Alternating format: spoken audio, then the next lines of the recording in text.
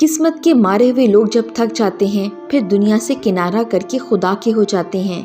مسکراتے ہیں تو کہکوں کی آواز دور تک سنائی دیتی ہے، جب روتے ہیں تو اندر کی خاموش چیخیں وہ خود بھی سن نہیں پاتے۔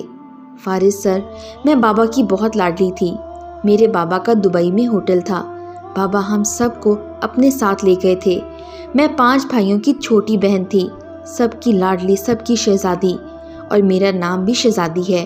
میرے منہ سے نکلا ہر لفظ حکم مانا جاتا تھا۔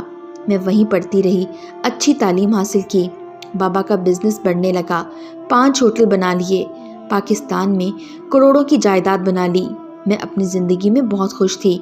اگر میں لاکھوں کی چیز بھی مانگتی تو بابا لا دیتے۔ بھائی بھی بہت پیار کرتے تھے۔ مہنگے کپڑے پہننا، مہنگی گاڑی میں گھومنا۔ میری سب دوست بڑے بڑے امیروں کی لڑکیاں تھیں۔ پاکستان آتی تو مجھے الجھن سی ہوتی۔ پاکستان کی ہوا میں میں بیمار ہو جاتی۔ بابا پھر مجھے پاکستان نہیں آنے دیتے۔ میں بھی پاکستان آنا نہیں چاہتی تھی کیونکہ مجھے بہت عجیب سا محسوس ہوتا تھا۔ میں اپنی زندگی میں بہت خوش تھی، اپنی ہی دنیا میں کھوئی رہتی تھی۔ پارلر جانا، خود کی کیئر کرنا، خود کو سنوارنا۔ میں شہزادی، کسی شہزادی کی مانند تھی۔ پھر یوں ہوا، ہوا کا ایک جھونکا آیا، سب کچھ بدل گیا۔ میری زندگی پہ قیامت نازل ہوئی۔ میرے خوابوں کی تعبیر دردناک ثابت ہوئی۔ میری خوشیوں کو بددعا نگل گئی، میری دنیا کو بدبختی اجاڑ گئی۔ میرے بابا کی موت ہو گئی۔ میں یقین ہی نہیں کر پائی تھی، میں پاگل سی ہو گئی۔ میرے بابا تو میری کل کائنات تھے نا۔ بابا کے بعد مجھے رشتوں اور زمانوں کے اصل رنگ نظر آئے۔ بابا اب وصیت لکھ گئے تھے، ساری جائیداد بھائیوں کے نام کر گئے تھے، میرے نام کچھ پیسے بینک میں رکھوا گئے تھے۔ پھر وقت کی ایسی ہوا چلی، میرا اور امی کا ویزا ختم ہوا تو بھائیوں نے ہم سے منہ موڑ لیا۔ سب نے کہا پاکستان چلے جاؤ، ہمارے پاس آپ کے ویزے کے پیسے نہیں ہیں، نہ ہم لگوا سکتے ہیں۔ ہم بے بس ہو گئے، امی رونے لگیں۔ بھائیوں نے زبردستی ہم کو پاکستان بھیج دیا۔ پاکستان والے بھی ساری جائیداد بھائیوں کے نام تھی۔ ہمارا گزارا بمشکل ہو گیا۔ بھائیوں نے رابطہ ختم کر دیا اور امی نے میرے سامنے ہاتھ جوڑے اور مجھے شادی کے لیے راضی کیا۔ جانتے ہو، میں دبئی میں پڑھی لکھی لڑکی، شہزادی سی زندگی گزارنے والی، میری پھپھو کے بیٹے سے میری شادی کروا دی جو بالکل ان پڑھ تھا، اور اس کی سوچ کے مطابق عورت پاؤں کی جوتی ہوتی ہے، اور اس نے یہ ثابت بھی کیا۔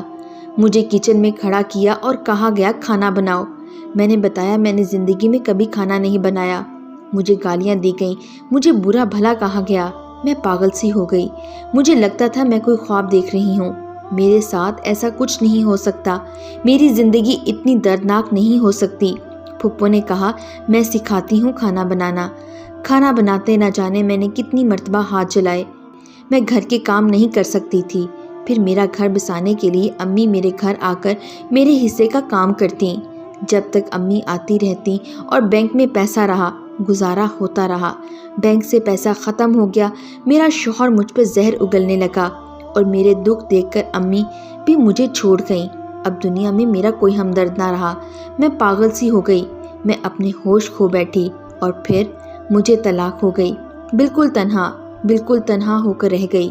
میں چیخ چیخ کر رونے لگی، بابا کو آواز دیتی، بابا آپ کی لاڈلی کا دیکھو کیا حال کر دیا لوگوں نے۔ میں زندگی سے تھک گئی تھی، خودکشی کی بھی ہمت نہیں تھی۔ بھائیوں کو دبئی فون کیا تو بھائی نے بس اتنا کہا میں مصروف ہوں، بعد میں بات کروں گا۔ حالات سے ستائی ہوئی ابو کے ایک دوست کو میں جانتی تھی، میں ان کے پاس چلی گئی۔ انہوں نے میرا بہت ساتھ دیا۔ میں ایک اسکول میں ٹیچنگ کرنے لگی۔ میں خاموش ہو گئی تھی۔ میرے ساتھ قسمت نے کیا کھیل کھیلا تھا، میرے ساتھ آخر یہ کیا ہوا۔ پھر میری ملاقات کاشف سے ہوئی، جو اسکول میں نئے ٹیچر آئے تھے۔ کاشف بہت اچھا انسان، وہ 5 وقت کی نماز ادا کرتا تھا، نظر جھکا کر بات کرتا تھا ہر لڑکی سے۔ اس کا اخلاق دل کو سکون بخشتا تھا۔ پھر کاشف کو میری حقیقت کا پتہ چلا۔ کچھ دن بعد کاشف کی امی ابو انکل کے گھر آئے اور میرے رشتے کی بات کی۔ انکل نے مجھے بلوایا اور پوچھا گیا میں اب کہاں کسی پہ یقین کرنے والی تھی۔ میں نے انکار کر دیا۔ کچھ دن گزرے، انکل نے بہت سمجھایا، میں بھی مجبور ہو گئی۔ کاشف سے آخر میرا نکاح ہو گیا۔ کاشف کا ہاتھ تھام کر مجھے محسوس ہوا سب مرد ایک جیسے بھی نہیں ہوتے، کاشف بہت اچھا لڑکا ہے۔ کاشف نے رفتہ رفتہ میرے سب غم مٹا دیے۔